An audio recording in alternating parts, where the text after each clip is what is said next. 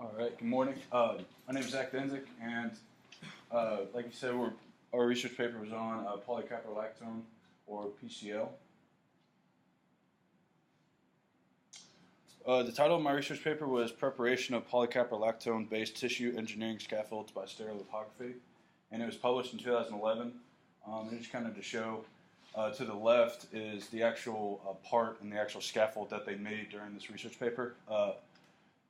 A in the top left corner is the actual part made out of SLA.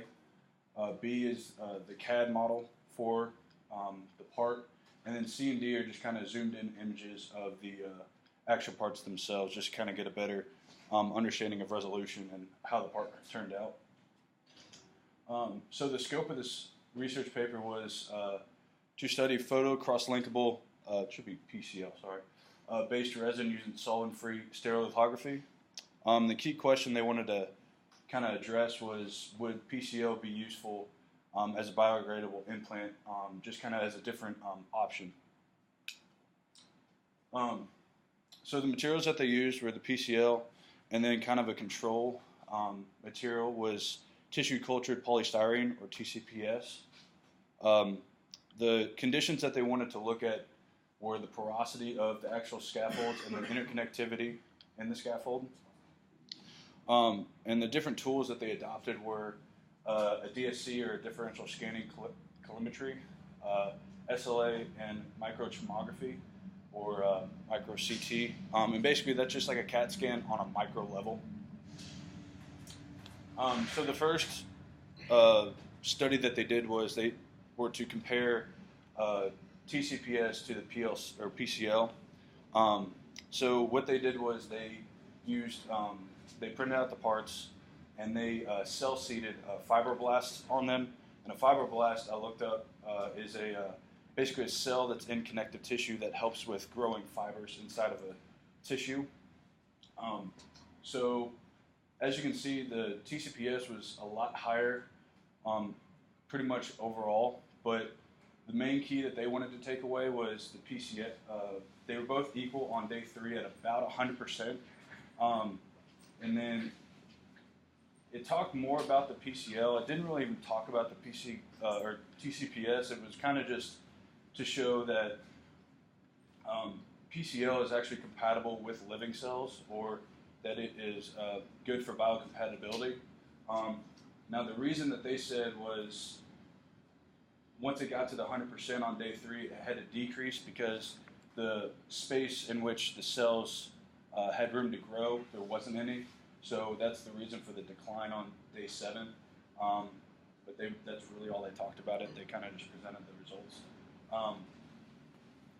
So this image here is actually after day 7 on the PCL. Just kind of the remainder of the living cells and actually what it was like after the study. So the second study they did was, once they found out that the PCL was biocompatible, they wanted to kind of see how well it matched the CAD models and how good this could be for production of implants. So the first thing they looked at was the volume percentage in terms of how accurate it was with the part in terms of the pore diameter.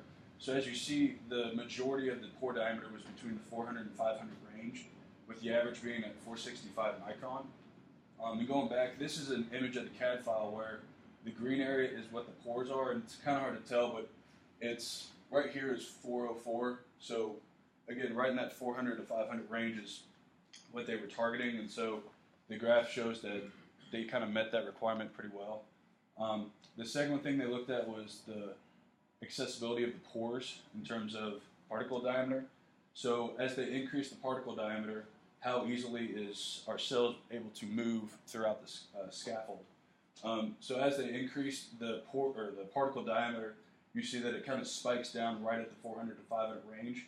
And so their target cell or particle that they infused into the scaffold was around 400 micron, and they showed that the accessibility of the whole volume of the scaffold was around 86%. So this kind of came out that it indicates that the interconnectivity of the scaffold is very high, which is what they were aiming for. So in summary, the interconnectivity of the pores was very high, which indicates that this has a great potential in terms of these structures being used in implanting for cell seeding and all that stuff. And they observed that there was no material shrinkage after the scaffolds were made. So this also helps out with accuracy and representing their model that they need to design. Personally, I thought it was really cool the study that they did, just because they're kind of looking at more bio stuff in terms of implants and materials and options. I think that's kind of a neat thing. But I kind of wish they would have discussed more about the building process. Kind of like with the TCPS, they didn't really say why they chose it.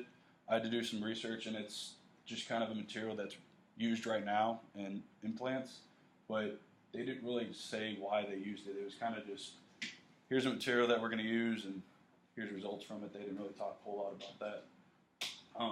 And they went a lot into the chemistry behind why they chose certain materials in terms of macromers and oligomers, but really had no input about how they were built, like machine-wise or anything. So.